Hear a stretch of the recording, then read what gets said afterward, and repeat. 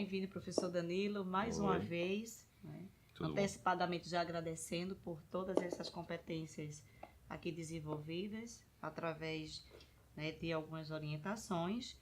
Hoje, em específico, vamos finalizar as nossas videoaulas através da competência 4, o qual o professor Danilo vai fazer uma orientação sobre desenvolver uma planilha eletrônica usando a formatação condicional e gráficos, né? Então, na competência 3, ele já iniciou, né, essa atividade e agora vai dar complemento a partir da competência 4 para finalizar o uso de planilhas e gráficos.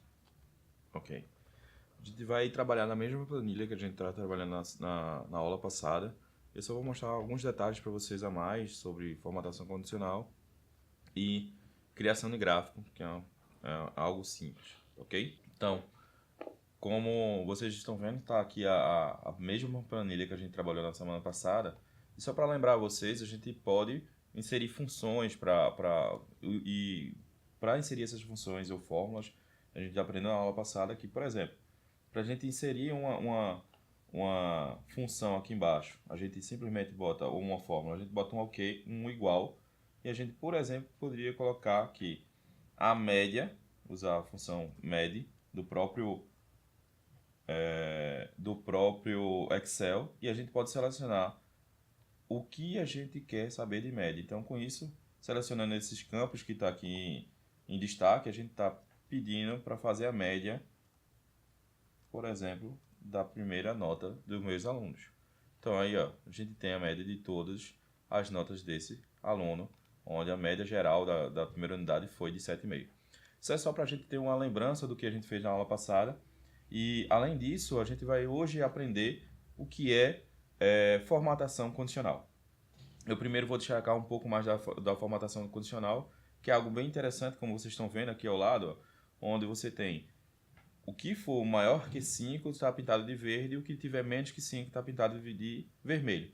Mas como é que o senhor fez isso, professor? Por exemplo, nessa média aqui, né, a média geral final do meu aluno, eu posso dizer o que tiver maior que 7, ou maior ou igual a 7, fica pintadinho de verde, e o que está menos que 7, a gente pode pintar de vermelho. Então, deixa eu selecionar aqui, ó, qual é os dados que eu vou querer aplicar minha formatação condicional.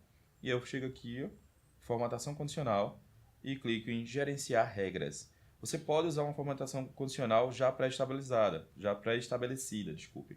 E aí, você vê que vai mudando a corzinha ali, onde fica o verde, o campo que é mais próximo do 10, e fica em vermelho os campos que estão mais próximos do 0. Aqui, ó, mais vermelhinho e mais verdinho no 10.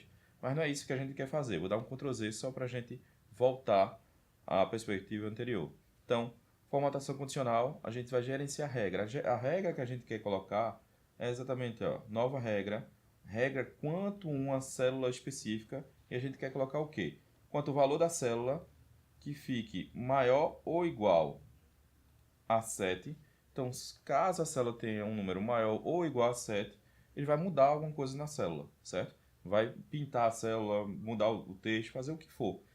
E aí, para mudar a célula, a gente bota em formatar e a gente pode, por exemplo, preencher fazer uma borda, mudar a fonte, mudar a formatação da célula. Mas no caso aqui, a gente simplesmente vai preencher, vai botar um verdinho. E aí, bota OK e ele insere todos, ele vai alterar todos os dados que estão selecionados, vai botar um verdinho mais clarinho em quem conseguiu alcançar a nota de 7 ou maior que 7. Você pode ainda continuar formatando esse conjunto de dados, selecionando eles, vindo em formatação condicional, gerenciar regras. E aí você bota uma nova regra, faz aquele mesmo passo a passo. Formatar apenas células que contenha, e aí você informa aqui menor que, já que o igual já inclui o 7 na outra formatação, então você bota menor que 7. Já abrange exatamente do 7 para baixo, na verdade excluindo o 7, né, que é menor que 7. Você bota a formatação e diz que ela está vermelhinha. Então bota ok, ok, e você aplica, né?